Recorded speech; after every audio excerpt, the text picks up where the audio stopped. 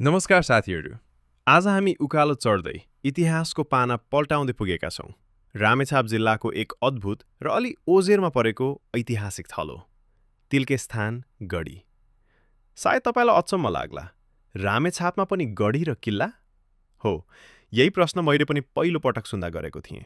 तर दुःखको कुरा के छ भने हामीले आफ्नै भूमिमा भएका यस्ता ऐतिहासिक सम्पदालाई जति माया र महत्त्व दिनुपर्ने हो त्यति दिन सकेका छैनौँ। हेर्नुहोस् त, यो झाडीले ढाकिएको सिँढी, यो उकालो। कसैले सोच्थ्यो होला र यही माथि इतिहास सास फेर्दै बसेको छ भनेर?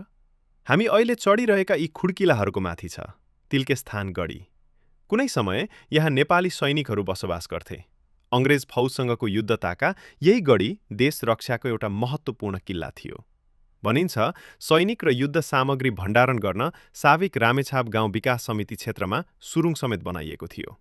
कल्पना गर्नुहोस् त, यो शान्त डाँडोमा कहिले बन्दुकको आवाज गुन्जिएको थियो होला, सैनिकहरूको कदम तालले जमिन थर्किएको थियो होला। नेपाल एकीकरणको विजयलाई जोगाउन तिल्केस्थान गढीको सुरक्षा जिम्मा दिइएको थियो भलुवा जोरका पूर्व सैनिक बडा ऐमान सिंह थापालाई।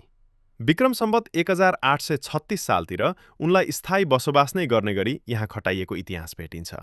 राष्ट्रिय विभूति अमरसिंह थापा प्रतिष्ठानले प्रकाशित गरेका पुस्तकहरूमा पनि यसको उल्लेख छ। भनिन्छ यही तलको माडी चौरमा सैनिकहरूले परेड खेल्थे, तालिम लिथे।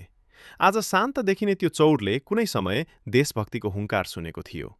रामेछाप बजारबाट करिब 4 किलोमिटर दूरीमा रहेको यो स्थान रामेछाप नगरपालिका र मन्थली नगरपालिकाको सिमानामा पर्छ। आज यहाँ नेपाली सेनाले मन्दिर निर्माण गरेको छ। पुरानो भग्नावशेष अवस्थामा रहेको गढी र मन्दिरलाई खड्गदलगण रामेछापको पहलमा महिनौं लगाएर पुनर्निर्माण गरिएको हो। पुनर्निर्माणको क्रममा पुरातात्विक महत्त्वको विष्णुको मूर्ति समेत फेला परेको थियो। त्यो मूर्ति अहिले खानोदबी मन्दिरमा प्रतिस्थापन गरिएको छ। इतिहास कहिले मर्दैन, कहिलेकाहीँ बस माटोमुनि लुकेर हामीलाई पर्खिरहन्छ। तर दुःखको कुरा के छ भने यति महत्त्वपूर्ण ऐतिहासिक थलो अझै प्रचार प्रसार र संरक्षणको पर्खाइमा छ। यदि यहाँ पुग्ने सडक अझ व्यवस्थित हुन्थ्यो, गढीसम्म मार्गचित्रहरू राखिएका हुन्थे, यो ठाउँ साँच्चै सुनमा सुगन्ध हुने थियो। इतिहासलाई जोगाउनु भनेको केवल अतीत सम्झनु मात्र होइन, भविष्यलाई बलियो बनाउनु पनि हो। अब तपाईँ पनि समय मिलाउनुहोस् है। एकपटक रामेछापको तिल्केस्थान गढी पुगेर आफ्नै आँखाले इतिहासलाई हेर्नुहोस्, महसुस गर्नुहोस्। किनकि केही ठाउँहरू हेर्नु मात्र होइन, महसुस गर्नका लागि बनेका हुन्छन्।